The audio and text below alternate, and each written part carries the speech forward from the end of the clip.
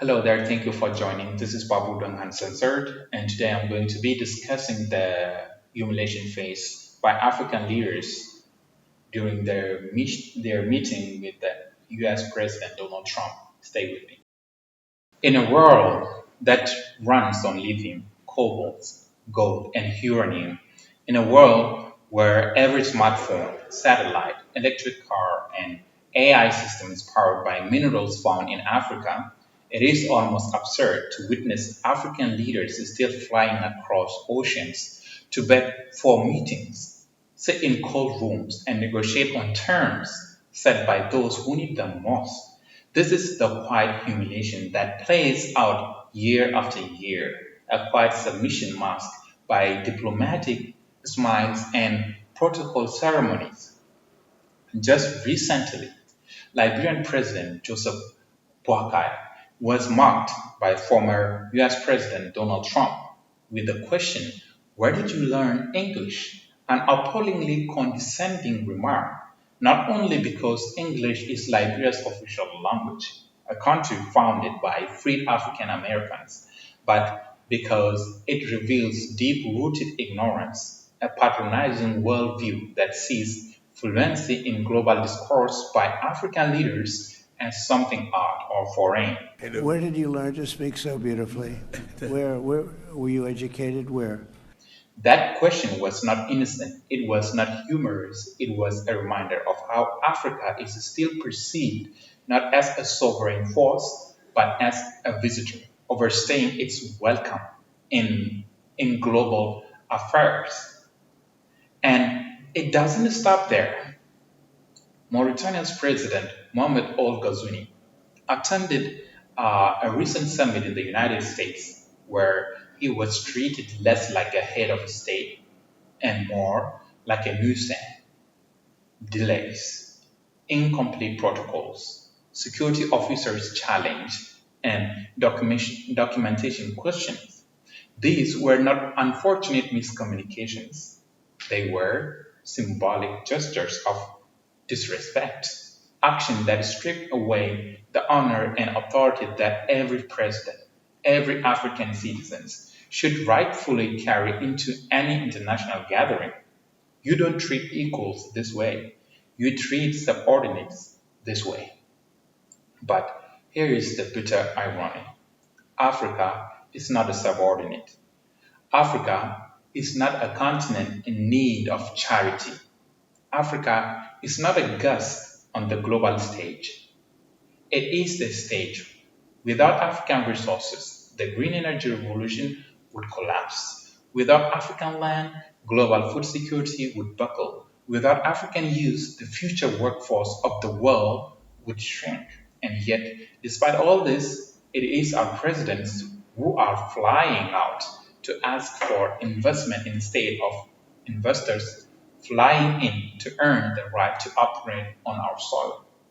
Why do we not hold these meetings in Accra, Addis Ababa, Nairobi, or Kigali? Why are we not setting the terms, building our own negotiating tables, and writing our own rules? Does it feel as though we are still waiting for validation from the very nations who, for centuries, devalued and humanized us? This humiliation of African leaders in the West is not about a single incident. It is systematic. It is institutional. It is baked into a diplomatic order that still treats Africa as a continent to be lectured, not listened to, a place to extract from, not to invest in sustainably. Look at how the global media covers Africa. When African presidents are said themselves, they are called strongmen. When Western leaders bombs nations or break international laws, it is called foreign policy.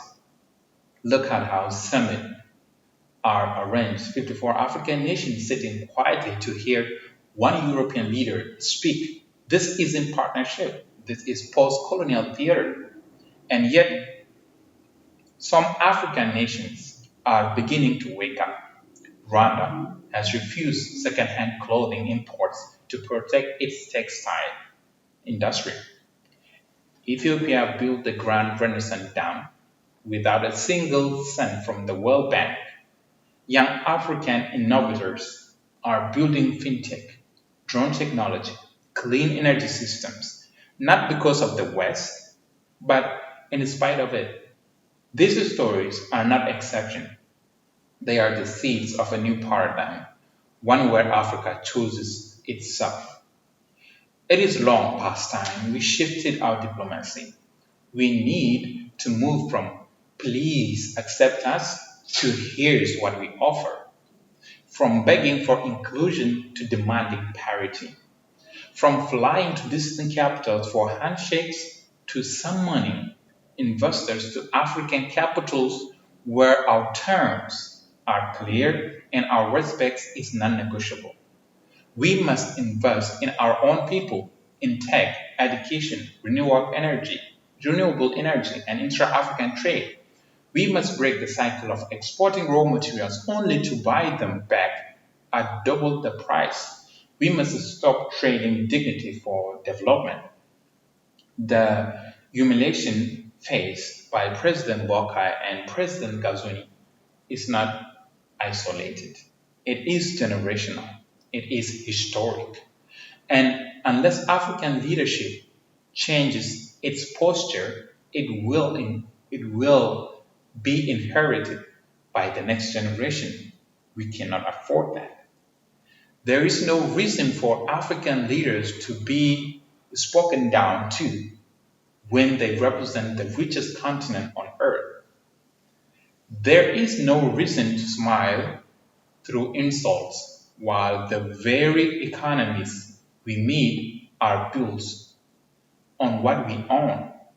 African must speak louder, not just through words, but through action, through unity, through refusal, and through self definition. Because at the end of the day, no one will respect a continent that does not respect itself. No one will value a resource if the owner sells it cheap. And no one will take African leadership seriously if African leaders don't begin to lead with seriousness, pride, and sovereignty. As the African proverb says, until the lion learns to ride, every story will glorify the hunter. It is time for the lion to ride, to rise, to roar, not for applause, not for revenge, but for its own survival and for the dignity of its people. Africa is not a guest at the global table. Africa is the foundation beneath it. And it is time that we all started acting like it. Thank you so much for joining. I'm Babu.